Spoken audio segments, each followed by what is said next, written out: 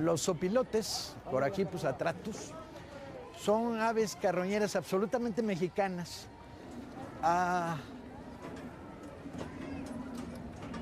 Cuando tienen las alas extendidas pueden llegar a medir 1,5 metros. Y en zonas urbanas no solo se alimentan de carroña, también se alimentan de basura. Mira. En febrero de 1913, alguien cuenta que bandadas de zopilotes poblaron la Ciudad de México.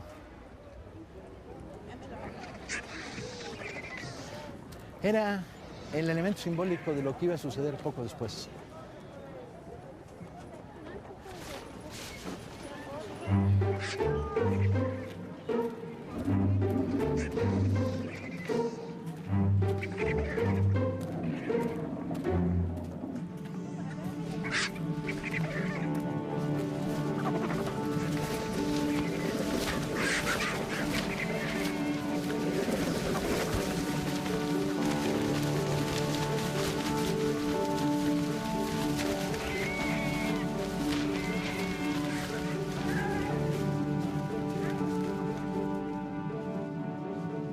Francisco Madero, Pancho, el presidente, llamado por sus enemigos, en aquella época había muchos, el enano del Tapanco, el presidente Pingüica, porque medía 1,48 m, parecía soportar estoicamente el vendaval que su revolución, una experiencia a tercias, a medias con suerte, había desatado. Espiritista practicante y adicto a la comida vegetariana, convencido de que había mucha menos mala fe en el mundo de la que realmente y obviamente existía, había intentado conciliar con todos y así le había salido. Sus excompañeros maderistas, con Vázquez Gómez a la cabeza, se le habían rebelado. Pascual Orozco, en Chihuahua, también. Zapata, exigiendo el cumplimiento del plan de Ayala, estaba en armas en una guerra de guerrillas que parecía eterna. Madero había dejado a Pancho Villa en la cárcel a causa de un crimen que no había cometido, y por más que éste se empeñó en enviarle cartas contándole de conspiraciones, de espadones militares, no le hizo caso. Villa se había fugado y estaba desesperado en el exilio, enojado porque el chaparro no le había hecho caso a la frecuente advertencia: te van a matar esos curros. ¿Y quiénes eran los curros que lo querían matar?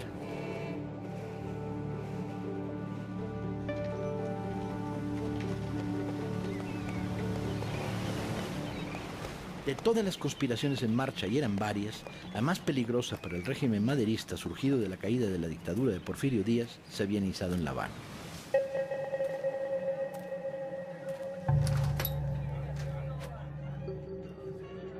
El hombre fuerte de esa conspiración era un general de artillería de 54 años, Manuel Mondragón, hijo de honorabilísima y virtuosa familia de Ixtlahuaca, hijo también del colegio militar, y había crecido a la sombra de la dictadura porfiriana, donde adquirió una enorme fama. Una foto de la época muestra un personaje muy flaco, con las cejas pobladas, bigote prusiano, orejas lupinas y todo ello cerrado por una media sonrisa que nunca parece abandonarlo. El plan inicial era dar un golpe militar en la Ciudad de México y sacar de la cárcel a las dos grandes figuras de la reacción, los generales Bernardo Reyes y Félix Díaz, los militares emblemáticos del viejo régimen, para que asumieran la dirección del movimiento.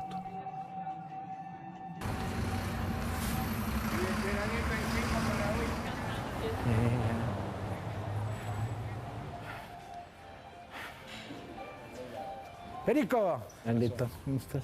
En realidad, a mí Madero me gusta más que a Paco. Sí, pero yo creo que ese es un problema del síndrome de Estocolmo, insisto.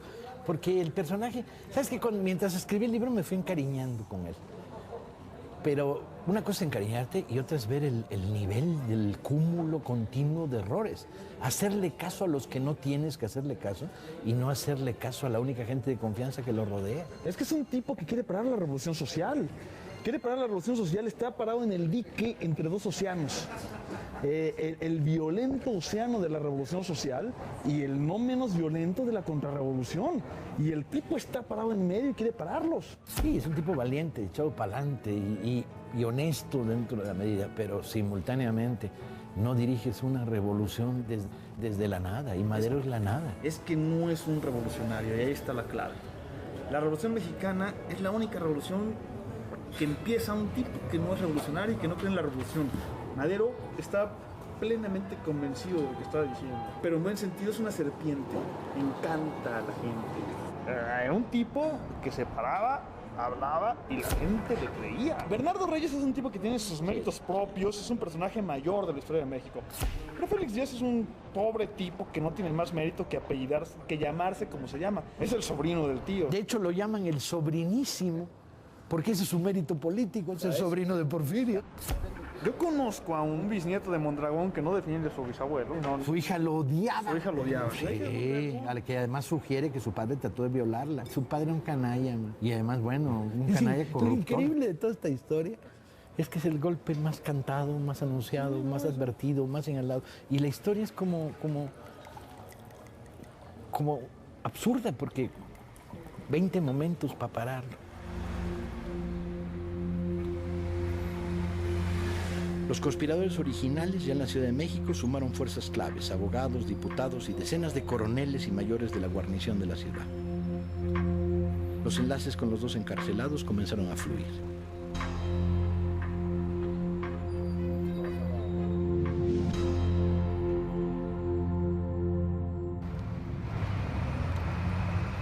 A partir del 5 de febrero, Gustavo Madero, el hermano incómodo del presidente, su ala izquierda, el azote de los reaccionarios, comenzó a visitar los cuarteles de la Ciudad de México.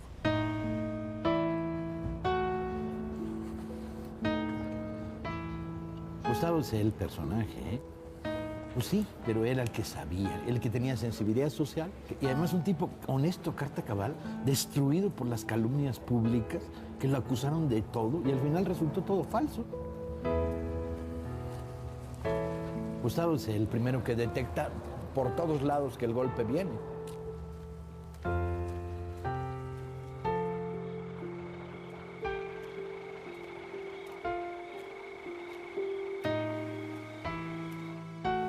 Lo llaman ojo parado, porque es tuerto. Ha perdido la visión desde la infancia en un accidente. Antes de la revolución era un industrial, dirigía una papelera en Monterrey, fue el cerebro financiero del maderismo armado y no dudó en sacar la pistola más de una vez. Alrededor del 5 de febrero, Gustavo tiene claro que la conspiración no solo está en marcha, sino que está comprometido todo el ejército de la Ciudad de México, o una muy buena parte de él. Se entrevista con Francisco y le dice, tengo una lista con los nombres de 32 generales que están comprometidos con el golpe. Madero no le quiere hacer caso. Piensa que incluso si inicia acciones contra estos militares, lo que va a hacer provocarlos. Y se produce una conversación de la cual hay un testigo que la registra, en la que Gustavo le dice, ¿nos van a matar?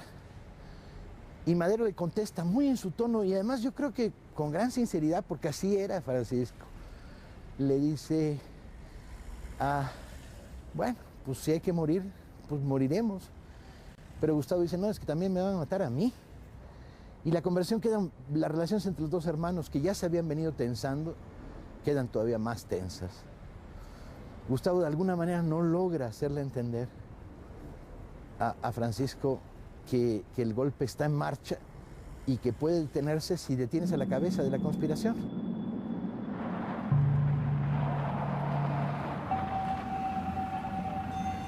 ¿A cómo el mango, señor? ¿Mango? Sí. No, dame un kilo de esto. A la 1 de la mañana, en el Colegio de Aspirantes en Tlalpan, también conocido como San Fernando, una de las dos escuelas militares que existen en la Ciudad de México, hasta las sombras tenían vida propia.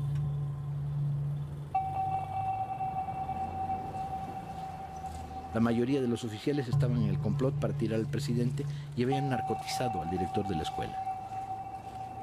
Es una historia bien extraña, man. Es una historia un poco...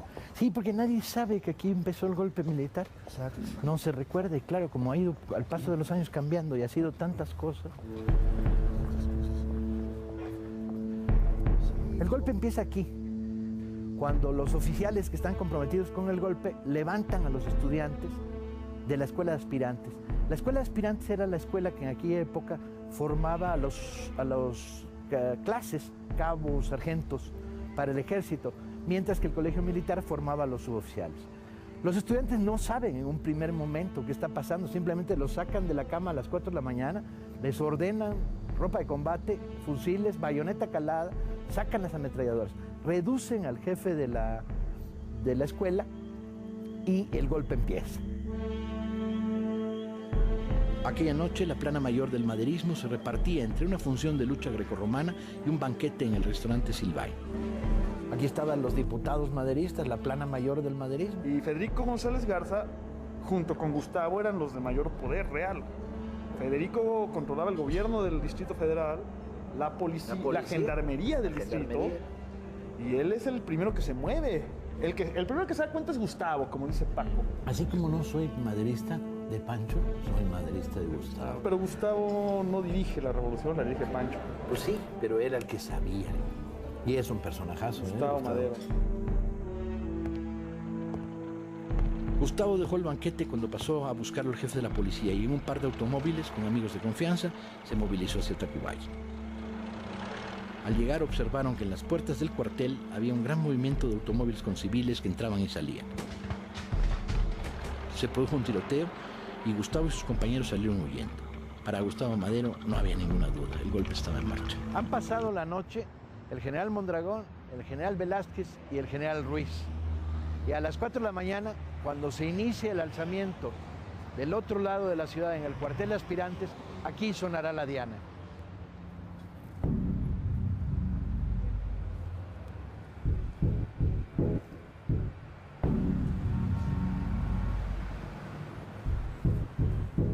Los generales reúnen a la tropa, a la que le ordenan ir preparada para el combate, y se producen las arengas en este patio.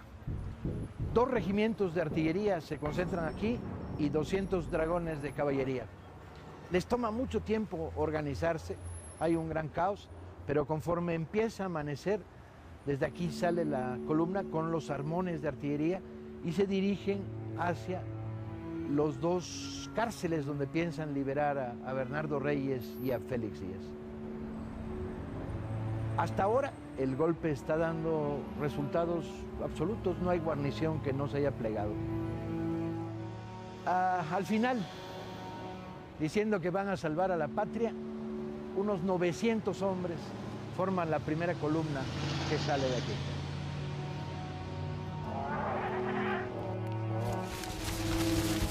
Los alzados tienen un primer golpe de suerte. La vanguardia de los aspirantes llega a Palacio Nacional y con la complicidad de algunos mandos que estaban en la conspiración, desarman a la guardia. Gustavo Madero, que se ha pasado la noche tratando de descubrir la profundidad de la conspiración, va a Palacio Nacional, pero encuentra que la nueva guarnición solo obedece órdenes de los alzados. Es detenido y amenazado de un inmediato fusilamiento. Todo parece estar resultando extremadamente fácil para los golpistas. Todo se va a jugar en Palacio. En un país donde los contenidos simbólicos son fundamentales, el dominio del Palacio Nacional es la clave.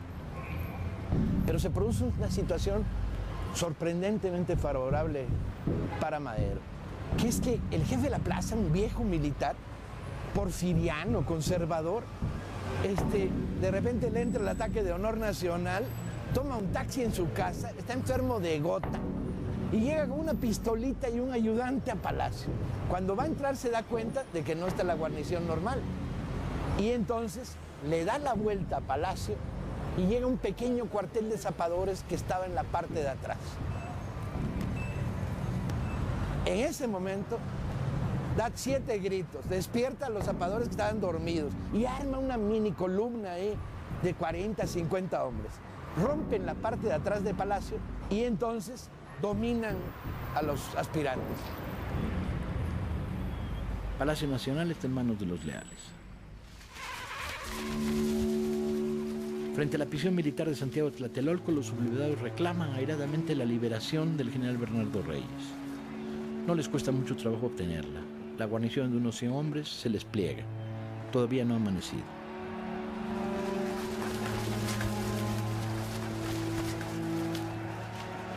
Madero sabe que han tomado Palacio y que Reyes está libre y en la calle con una enorme columna de alzados rumbo a la prisión de Lecumberri. a liberar a Félix Díaz, sobrino de Porfirio.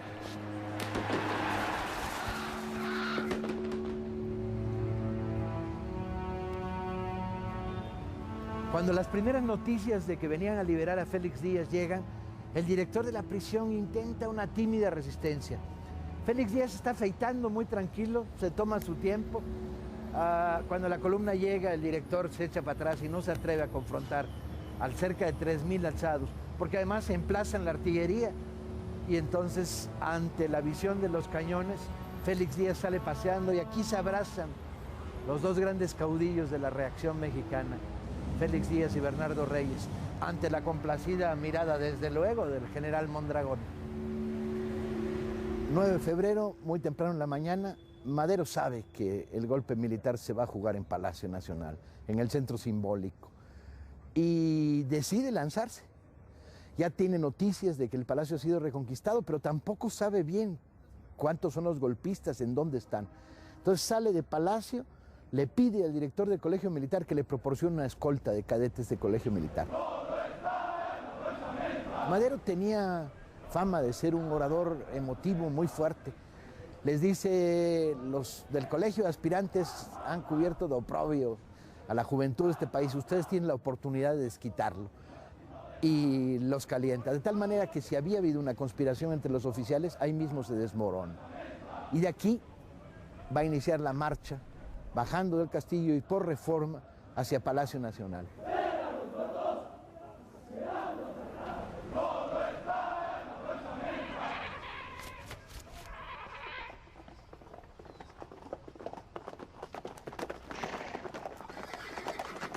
Sin que los protagonistas lo sepan, en esos momentos, dos columnas de signo opuesto avanzan hacia el Zócalo.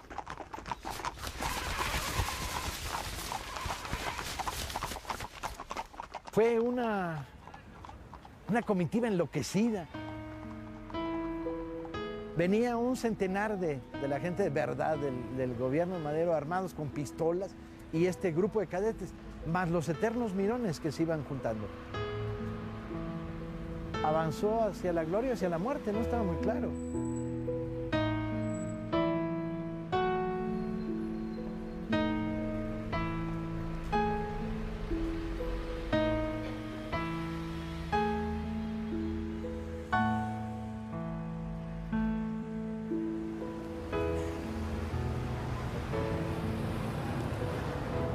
El Zócalo no es como era entonces. La plancha central no existía, las calles eran más anchas y lo que había en el centro era un jardincillo con un kiosco, ¿sí? Muy temprano, pero la gente que iba a rezar a Catedral de repente descubre frente a Palacio una línea de tiradores recostados, y en este país los mirones son peligrosísimos, man. Inmediatamente se acercan, ¿sí?, a ver qué está pasando. En esos momentos la columna de Reyes y Mondragón ya para ese instante saben que no controlan Palacio. El general Ruiz está detenido en uno de los cuartos, los aspirantes están detenidos.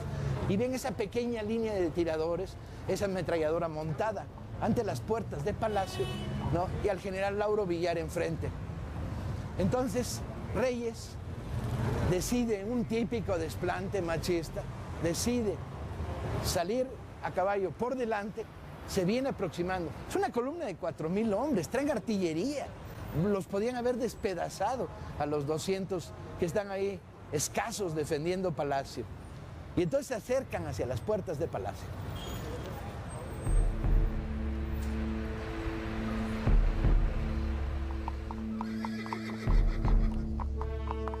Reyes dio orden de avanzar. La suerte está echada, dicen que dijo, y puso su caballo al trote. Solo una parte de la columna lo sigue. Manuel Mondragón y Félix Díaz se quedan en el acceso al Zócalo con la inmensa mayoría de los alzados. Reyes se acercó a la fila de tiradores que formaban la primera línea de defensa. Villar salió al paso. 3 veces le da la orden de poner las armas.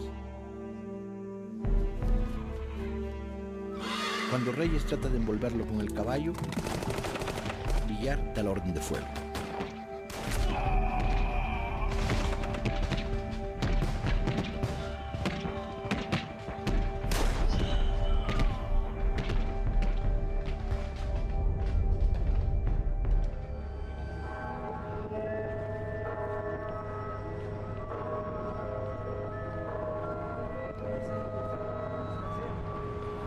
Reyes es de los primeros en caer muerto, cegado por las ametralladoras. El grupo se dispersa, corren, caballos, hombres muertos, tiros, se están disparando a metros, ¿sí? Y lamentablemente en el fuego cruzado, la mayor parte de los muertos serían civiles que estaban en el kiosco. Curiosamente, la caída de Reyes, cuyo cadáver es transportado al interior de Palacio, ¿sí?, provoca que la gente de la columna, que dominaría con una mano en el bolsillo a los defensores de Palacio, la gente de la columna se desconcierte y se repliegue, ¿sí? Con lo cual Palacio Nacional queda en manos de los maderistas, con la excepción de un pequeño grupo de aspirantes que se subirán a la torre de la catedral y que estarán actuando durante los 2 siguientes días como francotiradores con ayuda de los curas.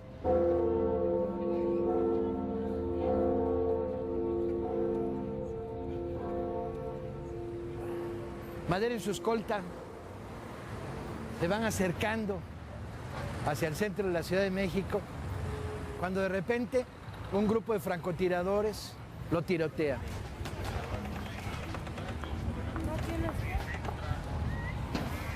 Madero se refugia en uno de estos edificios donde estaba la fotografía de Aguirre y se arma un tiroteo en el que hay algunos heridos. Cuando espantan a los francotiradores, Madero aparece en el balcón. En esos momentos aparece un personaje que hasta ese instante había estado fuera de la historia, que es el general Victoriano Huerta. Vestido de civil, ha llegado en un carro particular, estaba en esos momentos como general en retiro y aparece a la derecha de Madero en la foto, como mostrando que él está en contra del golpe militar y que viene a ponerse al servicio y a disposición de Madero. A pesar de que había tenido con Huerta serias fricciones en el pasado, Madero lo adopta y ahí está en la foto.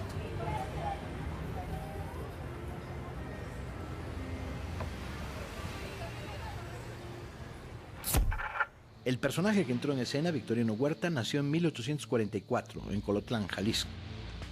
En 1900 participa en la liquidación de la revuelta de la insurrección yaqui. En 1903 en la represión de la guerra de castas en Yucatán.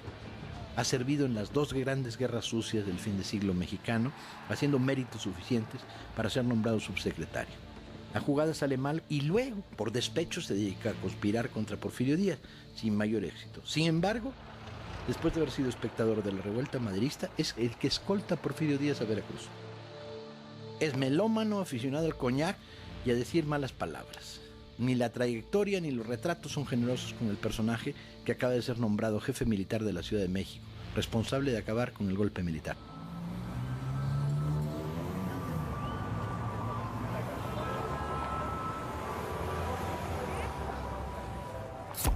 Hay varias fotos del último tramo del viaje de Madero hacia Palacio Nacional.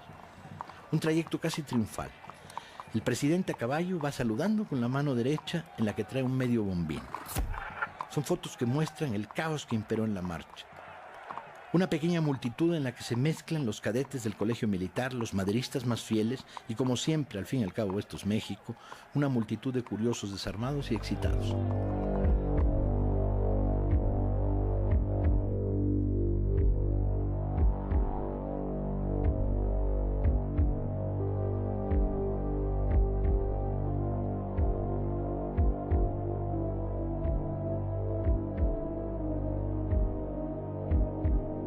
El presidente verá tendido sobre una mesa de una oficina el cadáver de Bernardo Reyes.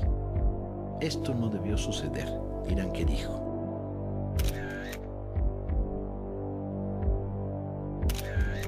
Los leales han sufrido 43 muertos y heridos. Las bajas de los alzados son difíciles de precisar, al menos 80 heridos y cerca de 35 muertos.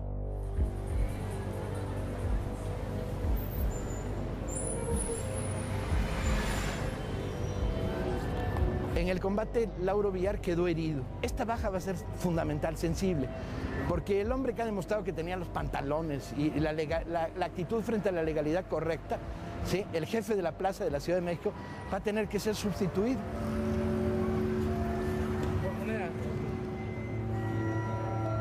En un breve conciliábulo se decide transferirle el mando a Victoriano Huerta como jefe militar de la plaza. Mucho cuidado, Victoriano, dirá el general Villar al entregarle el mando. La designación no causa júbilo entre los maderistas más duros. Huerta provoca muchas dudas, pero en esos momentos la cosa no parece tan trascendente. Aparentemente el golpe ha fracasado. Vamos a la Ciudadela, que sería el centro de la segunda parte del conflicto. Durante 10 días, ese maldito edificio se volvió el centro de esta ciudad. Y es maligno el edificio, ¿eh? Ya lo verán ahora. Muros gruesísimos. Con un poco de suerte vamos a verificar si se ven los impactos de bala. Donde dice Reforma Centro, aquí. ¿Por qué los golpistas deciden venir a la Ciudadela? En principio, cuando se retiran del Zócalo, cagados de miedo, porque es verdaderamente increíble el comportamiento de los golpistas. Tenían 4,000 hombres y había 200 de guarnición en el Zócalo. Se retiran, van buscando la estación del ferrocarril, probablemente para salir hacia Veracruz, pero alguien les dice que no hay trenes, y entonces habían orquestado entre los muchos cuarteles que se tomaron en la Ciudad de México, el que se tomara la Ciudadela, y entonces se retiran hacia la Ciudadela, que está a 1,500 metros del Zócalo, porque además ahí está el arsenal de la Ciudad de México. Ve el tamaño de los muros. Es un edificio colonial, con unos muros de este tamaño. Hoy la Ciudadela es una biblioteca pública, la segunda biblioteca en importancia después de la Biblioteca Nacional. Se mantiene la solidez de los muros, la estructura. Todo este frente, 300 metros, se llena de francotiradores y emplazan ametralladoras. La Hotchkiss que usa el ejército se emplaza con doble pernera y al hombro. De tal manera que tienen cubierto lo que les echen con fuego ametrallador. El poder de fuego de este lugar es inmenso. Llega a haber aquí 4,000 hombres, 100 ametralladoras, más de 25 cañones, cajas y cajas de balas, obuses. Ahora la pregunta es, ¿por qué durante 10 días no salen? Si están en mayoría, militarmente son la fuerza más importante de la Ciudad de México. Yo creo que hay 2 razones. Una de ellas es no se atreven a confrontarse directamente con quién sabe qué es lo que hay allá afuera, ¿no? Y la segunda es terrible, quieren crear pánico en la población civil para desestabilizar al gobierno de Madero.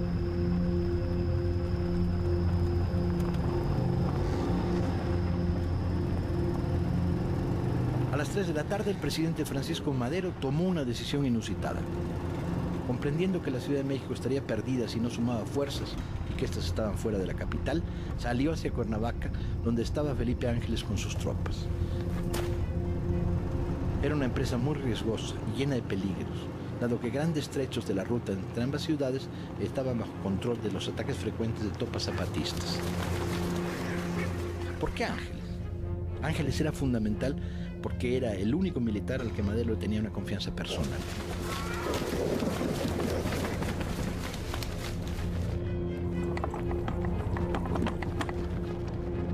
Madero ha dejado atrás una ciudad en armas en la que, sin embargo, no se combate. Huerta está en Palacio. Díaz y Mondragón en la Ciudadela, sin intención de pasar la ofensiva. Arden también los restos de la prisión militar de Tlatelolco.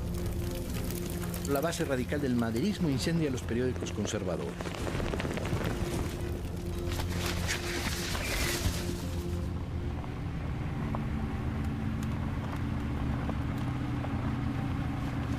El 10 de febrero, con el regreso a la ciudad del presidente y las tropas de Felipe Ángeles, se celebró un consejo militar.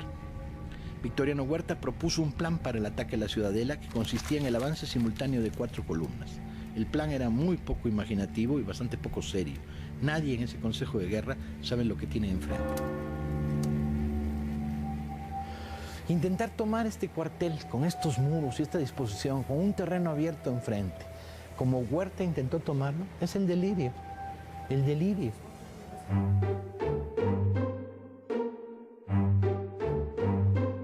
A las 10 de la mañana, media hora después, según otros testimonios, se escuchó el primer cañonazo.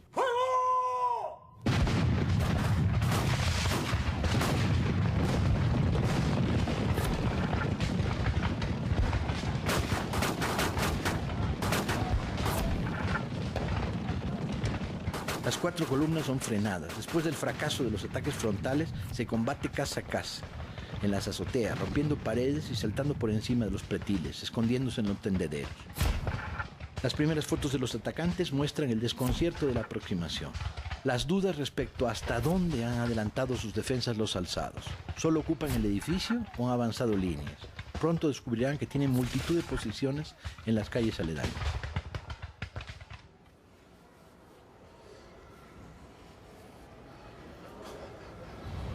Dos veces Huerta lanzó cargas de caballería que venían por balderas.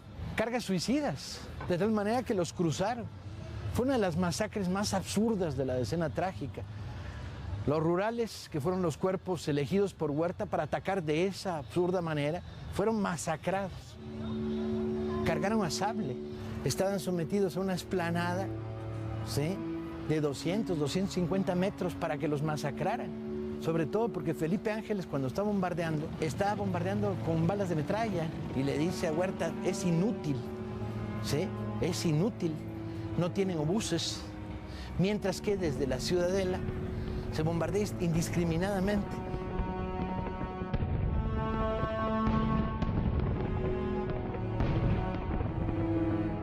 De ahí lo que muchos hayan pensado que Huerta desde el día 13, 14 ya estaba en el complot. Yo creo más bien que Huerta estaba intentando remar en río revuelto y ver qué podía sacar él de esta historia.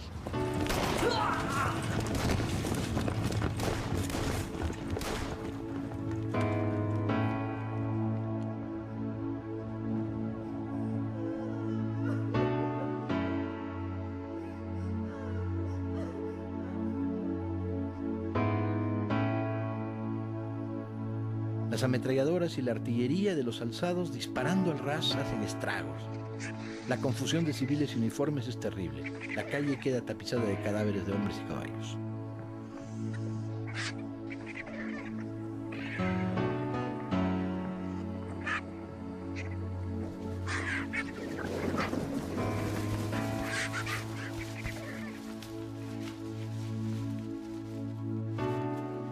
Madero recibe el informe del fracaso de Labios de Huerta y la inmensa lista de bajas. No solo hay descontento por el desastre de las operaciones. Madero le reclama al general en jefe que está dejando entrar víveres a la Ciudadela. Huerta al principio lo niega, pero enfrentado a testigos que lo han visto, termina diciendo que es una táctica para concentrar allí a los rebeldes y luego rematarlos. La actitud de Huerta provoca muchas suspicacias entre los maderistas, pero el presidente decide confirmarlo en el mando.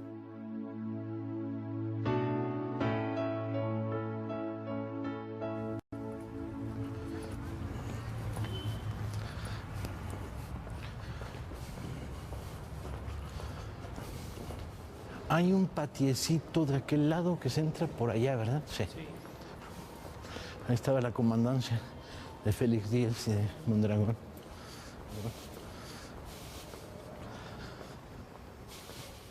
La Ciudadela nunca estuvo cercada. De hecho, la oligarquía de la Ciudad de México vino aquí a traer canastas con pollos y champán.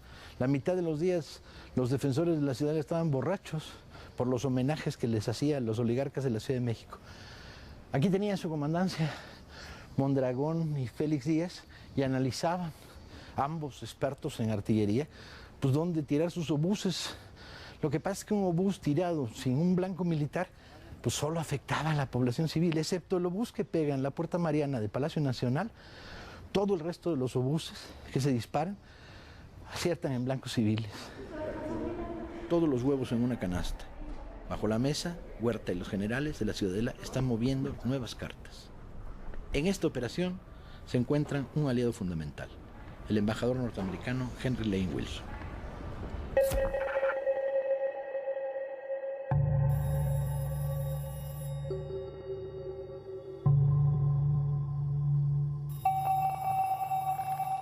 En la noche del 13 al 14, el embajador Wilson recibe la visita de un enviado del general Huerta, quien le da los detalles de un plan que permitiría que Huerta y Félix Díaz se encontraran y cerraran filas eliminando a Madero. Wilson debe haberse frotado las manos de júbilo. Una reunión de generales con Madero al absoluto margen. Otro personaje inolvidable de la escena es Henry Lane Wilson, que es un canalla de tomo y lomo, ¿no? que odia a Madero porque se negó Madero a darle un negocio. Cuando llega a México le manda a la esposa a hablar con Sara, la esposa de Madero, decirle, oye, pues dile al señor presidente que me consiga un negocito porque mis grados y mis necesidades de representación en la embajada norteamericana hace falta más dinero. Y Madero se da por no entendido de no haberlo oído nunca, y de ahí el odio continuo. Se convierte en un conspirador activo.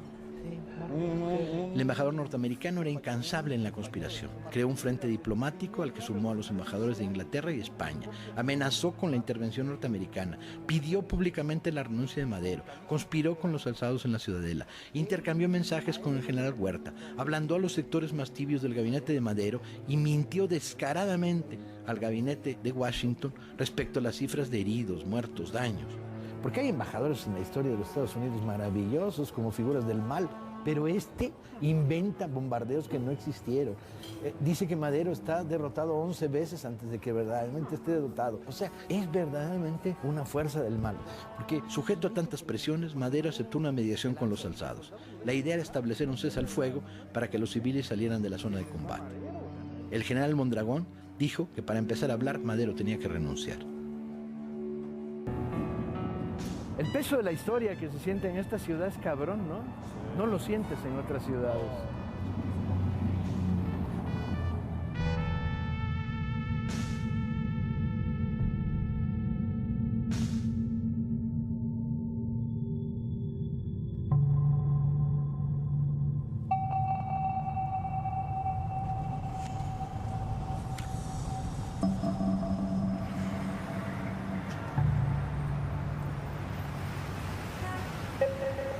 El sábado 15 de febrero, Henry Lane Wilson convocó en la mañana a los embajadores de Inglaterra, España y Alemania y les lanzó un discurso incendiario. Madero era incompetente. Paralelamente, el Senado se reúne sin quórum, pero un grupo de 24 senadores en sesión privada acuerdan pedir la renuncia de Madero y se presentan en Palacio, donde Madero no lo recibe. Los senadores entonces agitan el fantasma de que la destitución del presidente es lo único que puede evitar una intervención norteamericana. Finalmente, sin que quede claro de quién es la iniciativa, se pacta un armisticio de 24 horas.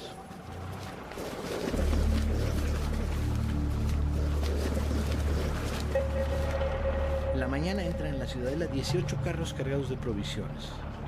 Los golpistas avanzan posiciones y ganan terreno en la periferia.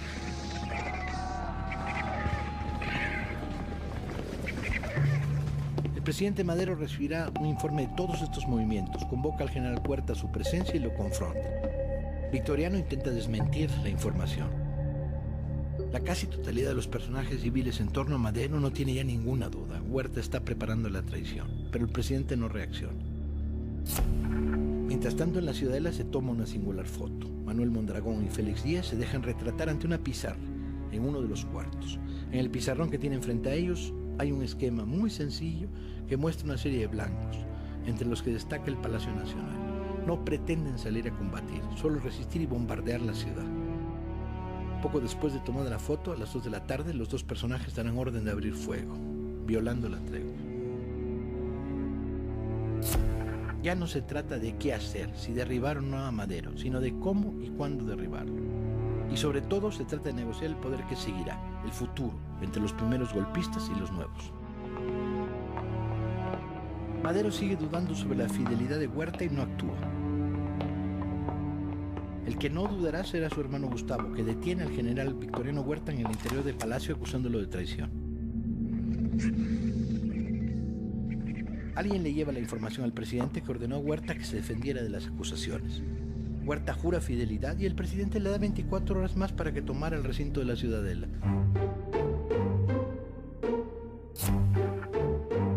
Hay que escaparse de los lugares comunes, de la retórica tradicional que lo convierte en el chacal, el prototipo nacional del traidor, el marrano general, pero francamente resulta extraordinariamente difícil. Huerta no solo es un traidor en todos los sentidos del término, es realmente sinuoso, canallesco en sus procedimientos. Una mañana Madero se asoma a la ventana y ve frente a Palacio que las habituales custodias ya no están, que le han cambiado las guardias por órdenes de Huerta. y que es un regimiento al mando del general Blanquet, el que tiene el control de Palacio. Blanquet había nacido en Morelia en 1849 y debía su fama a una historia que se contaba por todos lados y en la que se aseguraba que cuando era un joven voluntario fue miembro del pelotón de fusilamiento de Maximiliano y más aún que él fue el que le dio el tiro de gracia. La historia era controvertida y muchos aseguraban que era una falacia, pero la leyenda prevalecía, sin duda estimulada por el propio Aureliano. Parecía que Madero podía contar con Blanquet. El general Blanquet, a cargo del batallón 29, le da la orden al coronel Jiménez Riverol de apresar a Madero. El coronel, con el mayor Pedro Izquierdo y 50 soldados, guiado por Enrique Cepeda, sube las escaleras de Palacio, irrumpe en la reunión en la que se encuentra el presidente, parte del gabinete y algunos de sus asistentes, y se arma un tiroteo. No hay constancia de las frases que se cambiaron.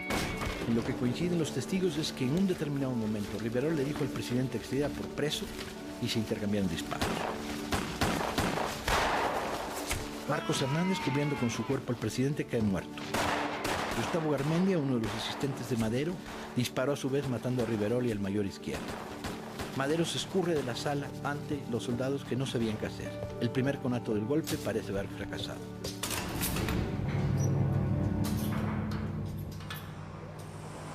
¿La intendencia no se conservó durante un tiempo como museo?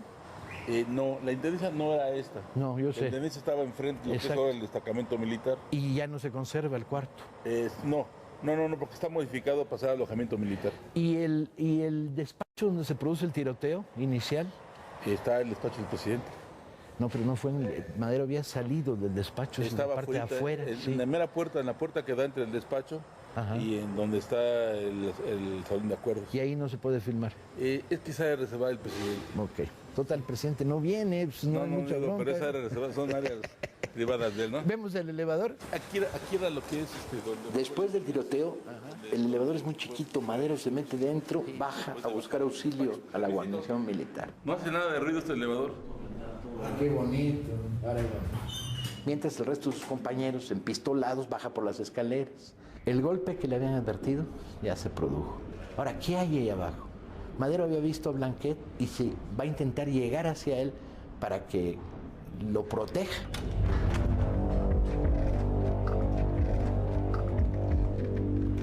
Ocho segundos va a durar el viaje en el elevador. ¿Qué se va a encontrar Madero?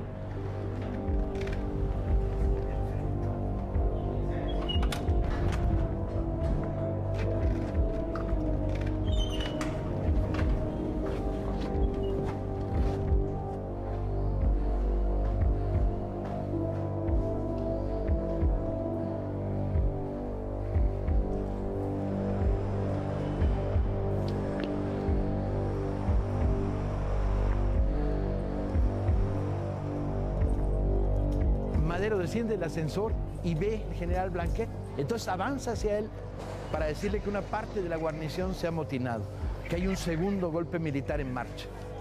Y en esos momentos Blanquet tira de pistola y le dice: está usted detenido, señor presidente. Y Madero no puede resistir, escupe y le dice: es usted un traidor. Pero el golpe se ha consumado. Junto con Madero también es detenido el vicepresidente Pino Suárez. El resto de los compañeros que bajan las escaleras, abrumados por el número de militares que ya se encuentran en este patio, empiezan a tratar de retirarse y van a buscar al general Felipe Ángeles para decirle que hay un segundo golpe militar, esta vez protagonizado por Huerta, por Blanquet y por los supuestos militares leales a Madero.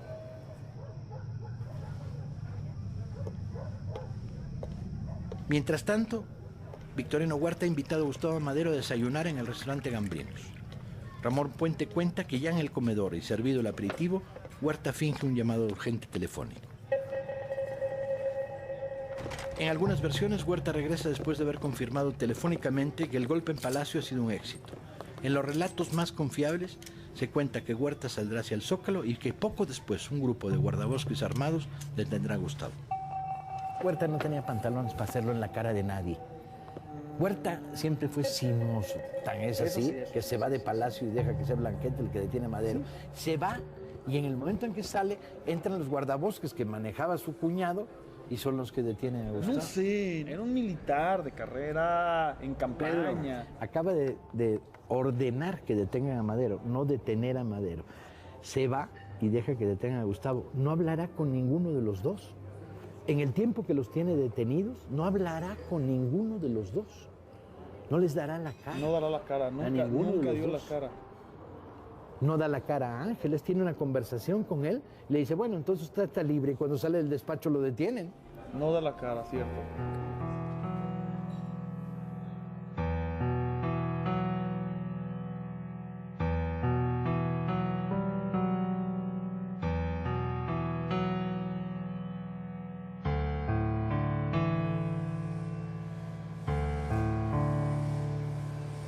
Pobre Madero, en el momento en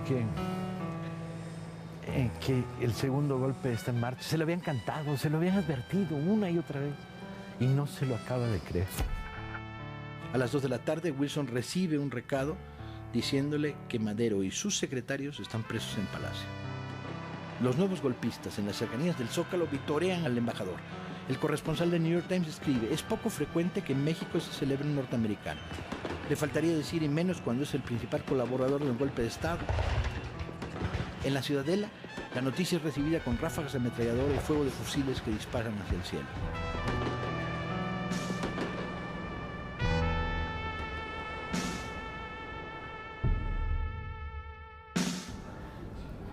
Este sería el gran personaje de la decena trágica. Gustavo, el hermano de Madero.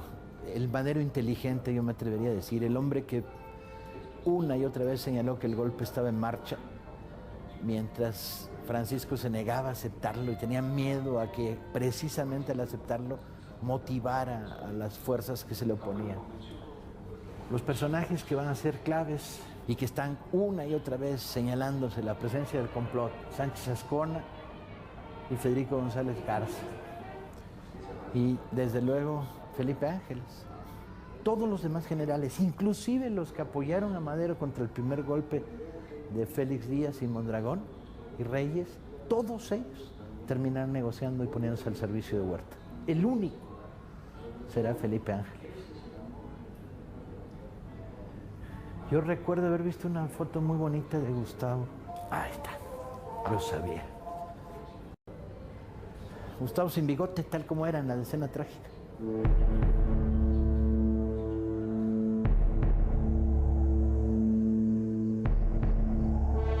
A las 9:30 de la noche, Henry Lane Wilson recibe en la embajada norteamericana a Victoriano Huerta.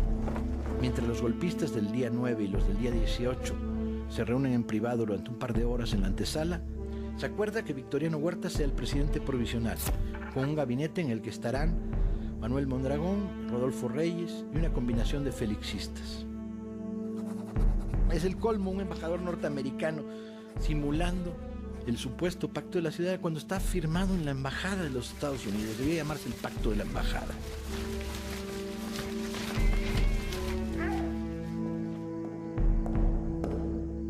De regreso a Palacio, Huerta confirma a un emisario del general Mondragón que le exigía la entrega de los presos, que le va a entregar a uno, a Gustavo Madero. Lo envía con la orden, junto con el intendente Basó, de que fueran entregados personalmente al general Mondragón en la Ciudadela, como gesto de buena voluntad. Ahí mataron a Gustavo Madero.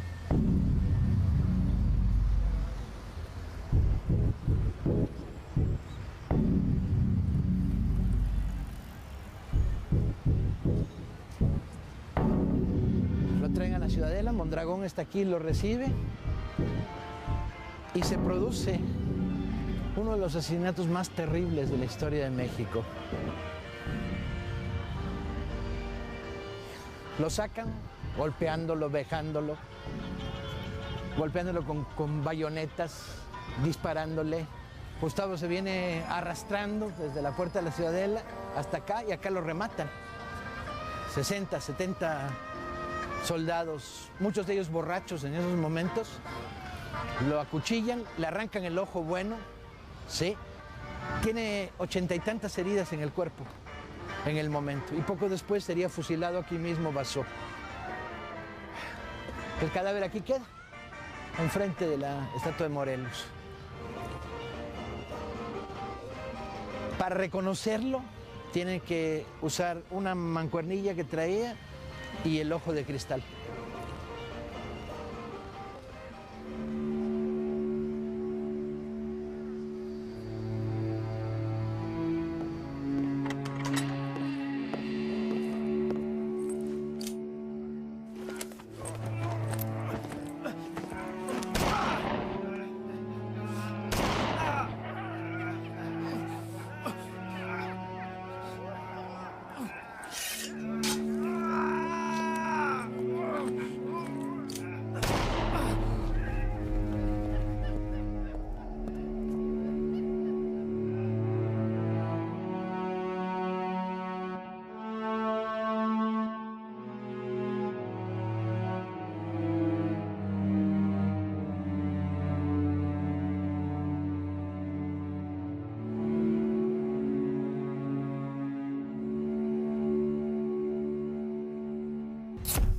Una inmensa multitud se reúne en la mañana del 19 de febrero ante Palacio al conocerse la detención de Madero.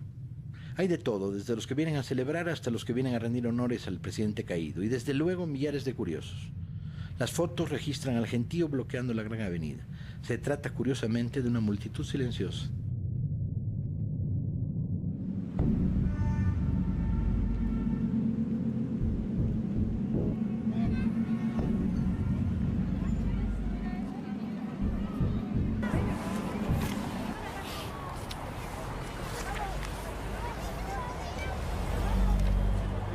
Aquí, en la Cámara de Diputados, se le dará la última puñalada a Madero.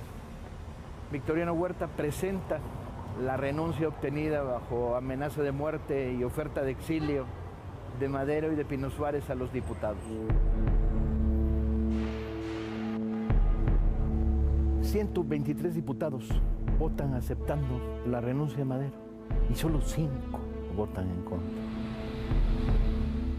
Es verdad que algunos diputados están huidos y tienen miedo de la persecución que se ha desatado en los 2 últimos días, pero aún así, la ignominia recorre este país. A las 5 de la tarde es nombrado, en la lógica que tenía antes la sucesión presidencial en México, presidente el ministro de Relaciones Exteriores, Pedro Lascurain, que a su vez es el presidente del reinado más breve en la historia de México. Dura 45 minutos como presidente y presenta su renuncia. Claro, después de haber nombrado ministro de Relaciones Exteriores a Victoriano Huerta. Para las 6 de la tarde, Huerta, con el segundo golpe, ha logrado lo que quería. Se ha colado en medio del golpe de la Ciudadela, convirtiéndose en la figura presidencial.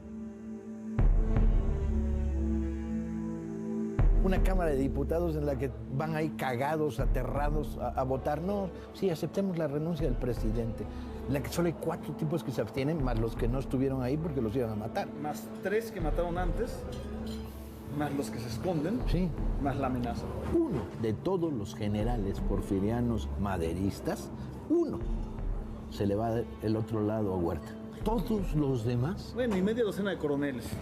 ni media docena de coroneles y 200 capitanes. Un general de todos, o sea, ni incluso los que le son fieles a Madero durante la escena trágica, al final Huerta les extiende las manos repletas de maíz y vienen para acá. Uno, que es Felipe Ángeles. Se revelan ese mismo día una gran cantidad de gente.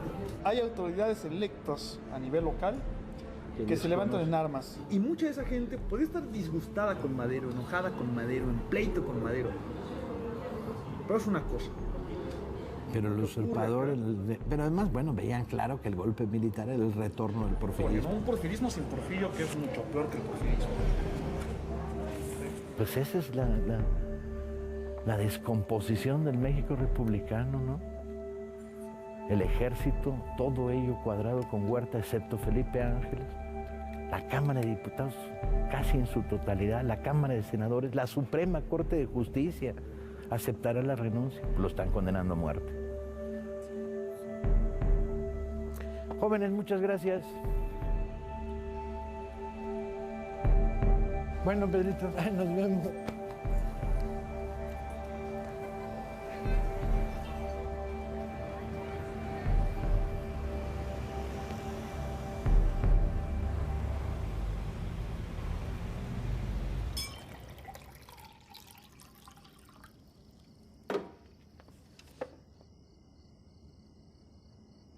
Entre 7 y 8 de la noche se celebra una reunión del flamante Consejo de Ministros.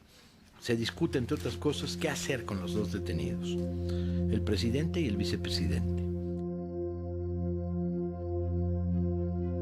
Alguien sugiere que les juzguen en un consejo de guerra y que se les fusile por traición. Huerta intervino diciendo que había dado su palabra de preservarle la vida a Madero.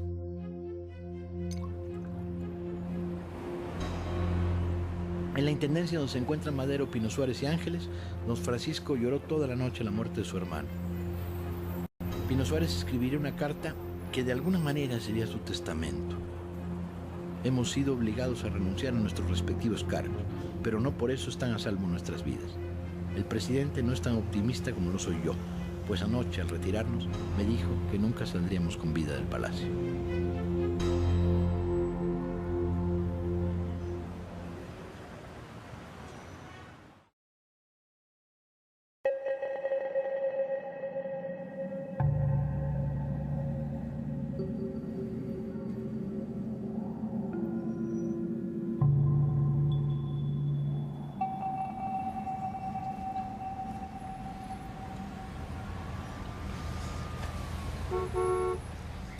Hoy es posible reconstruir con bastante precisión lo que sucedió en la noche y las primeras horas de la noche aquel sábado 22 de febrero de 1913. Más allá de las pequeñas contradicciones, solo ha quedado una potente interrogación. ¿En qué momento los 4 generales claves del momento, Victoriano Huerta, Manuel Mondragón, Félix Díaz y Aureliano Blanquet, tomaron la decisión de asesinar a Francisco Madero?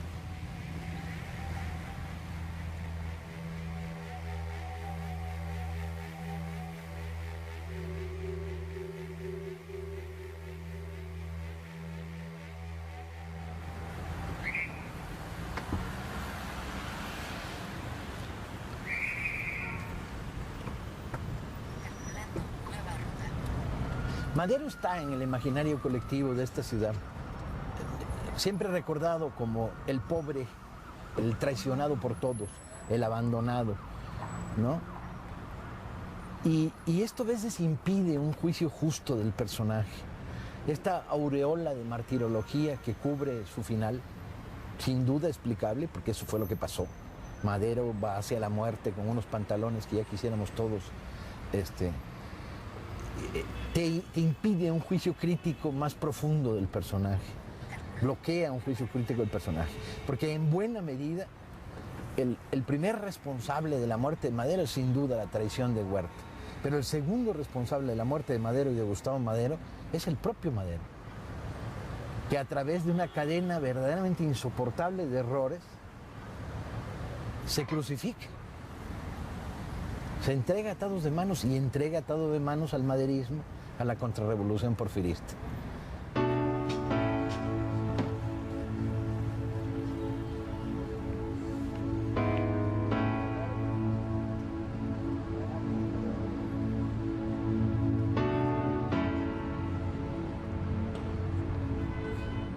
Francisco Cárdenas era un mayor de rurales con 15 años de antigüedad, declarado admirador de Porfirio Díaz. Había prometido vengar el derrocamiento. La foto más conocida de Cárdenas impone: mirada serena, uniforme de lujo de rural, de charro elegante, con bordados y espiguillas, un bigote fiero, ojos claros, pelo rizado. El día anterior a los sucesos había pedido su traslado al ejército regular y sin duda su nombre surgió entonces.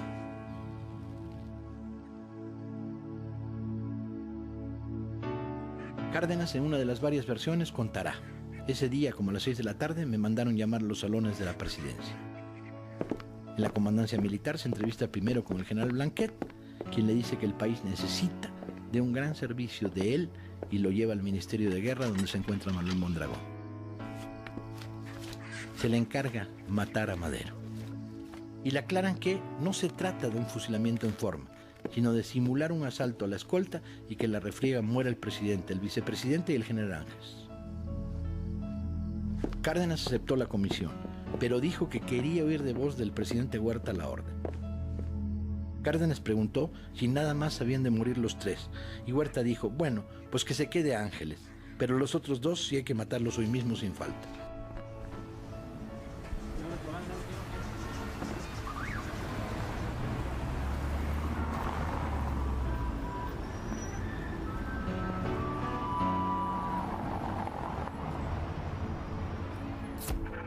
Mondragón ordenó que los prisioneros fueran sacados de la intendencia. Eran las 10:20 de la noche. Entró al cuarto encendiendo las luces y el oficial a cargo de la custodia, el coronel Chicarro, iba acompañado por un hombre al que los presos no conocían, el mayor Francisco Cárdenas. Seguimos la narración de Felipe Ángeles. Señores, levántense. Alarmado pregunté, ¿y esto qué es? ¿A dónde piensan llevarnos? Los llevamos afuera, balbuceó Chicarro, a la penitenciaría. Pino Suárez se vestía con ligereza. Madero, incorporándose violentamente, hizo esta pregunta: ¿por qué no me avisaron antes? Don Pancho cambiaba conmigo sus últimas palabras, y yo solo alcancé a preguntarles a los oficiales: ¿voy yo también? A lo que Cárdenas me respondió: no, general, usted se queda aquí, es la orden que tenemos.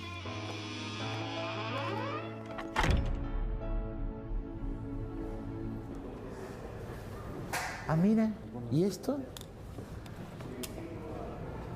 ¿Quién hizo esta narrativa de la escena trágica? ¿No hay cartela? No, todavía no. Está poca madre, ¿quién la hizo?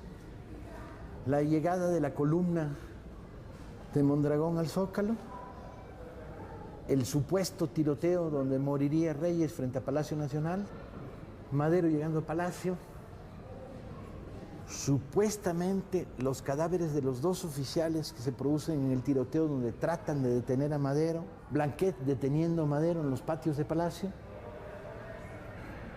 Madero detenido, Pino Suárez durmiendo, tal como es cierto, en 3 sillas en el Salón de la Intendencia. Nunca había visto esta secuencia de la escena trágica. ¿Dónde ha salido?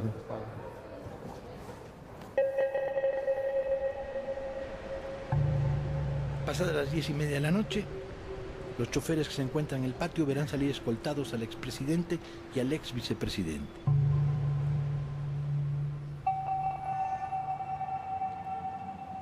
Los autos tomaron por la calle de Moneda y dieron vuelta en ferrocarril de cintura para llegar a la penitenciaría de Lecumberri.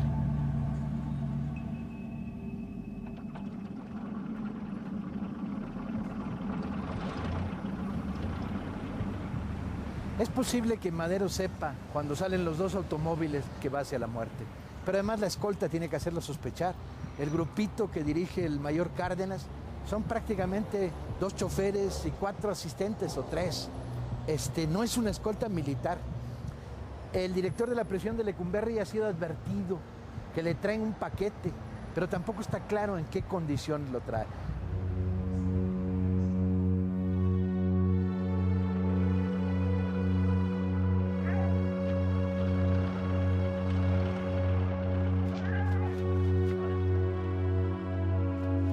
Son las 11:30 de la noche del 22 de febrero.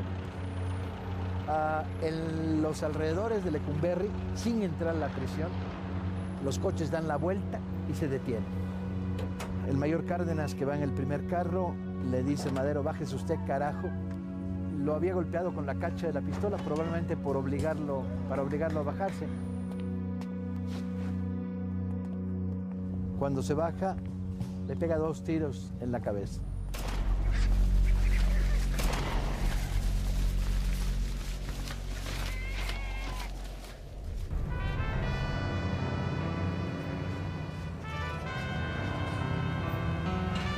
El vicepresidente José María Pino Suárez sufrirá una muerte similar a la de Madero. Escucha los disparos, el sargento Pimienta lo obliga a bajar del coche, trata de correr, tropieza, se cae, se lastima, herido ya, y en esos momentos Cárdenas le ordena a Pimienta que lo remate. Pimienta se niega a rematarlo y ahí mismo lo remata. Muy pocas horas después, el lugar de los asesinatos de Madero y Pino Suárez, cuyos cuerpos habían sido llevados al interior de la prisión para hacer una autopsia. ¿Una autopsia para qué? Empieza a cubrirse de piedras. Se crea una especie de pequeño túmulo funerario marcando el lugar del asesinato. Las fotos a lo largo de la mañana revelan cómo los mirones, los observadores, van cambiando y cómo está ahí marcado el lugar del asesinato. Se inicia en este país un culto laico funerario a la muerte de Madero.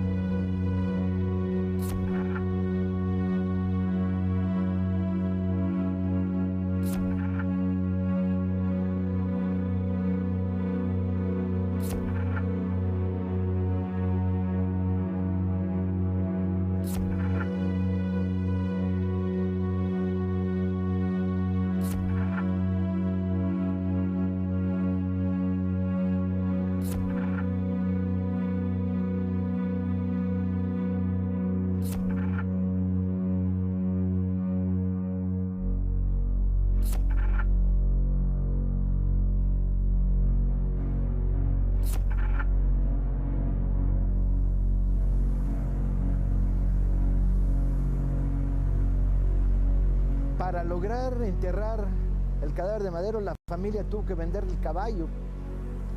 Los mitos de corrupción quedaron deshechos. Hasta los últimos días de su vida, Sara Pérez y Carolina Villarreal, la viuda de Gustavo, vistieron de luto. Huerta no duró gran cosa. En los siguientes 2 años, una revolución armada que tuvo sus ejes principales en el norte del país y en el estado de Morelos con los zapatistas destruyó al ejército de los golpistas. Su viuda contaba que durante estos años vagaba por Palacio, borracho, y salía en las noches a recorrer la Ciudad de México en estado alcohólico. Nunca combatió en los frentes contra la revolución que se alzó contra él y su dictadura en el norte. Al paso de los años, la figura de Madero quedaría registrada como la figura del presidente mártir y la figura de Huerta como la figura del gran villano y el gran traidor. Pero la historia de los entresijos del golpe militar se fue disolviendo lentamente hasta quedar tan solo en el imaginario popular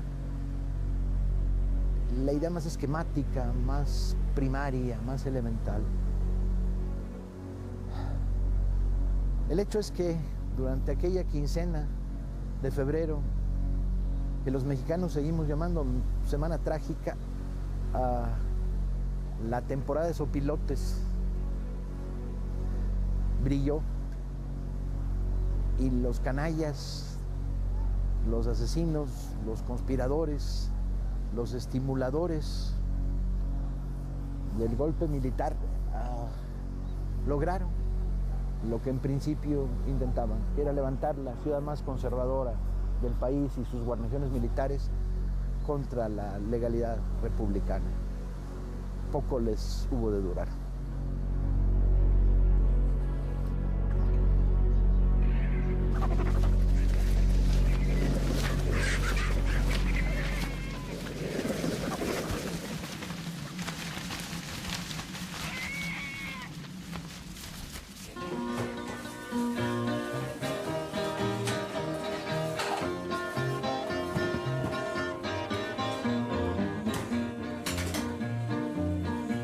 Año de 1913, me mataron a Madero y nada que aparece. Fue llegando feliz día con orden militar, aquí renunció usted, solo mando fusilar. Ahora le dedican los tomates y los aguacates y luego la sal al final. Me topé con la historia y dije, pues está tan contada que para qué la cuento de nuevo. Y dije, no, no está contada. Uno sabe todo sobre los golpes militares de Argentina, los golpes militares de Chile, pero no sabes nada sobre el golpe militar de Madero.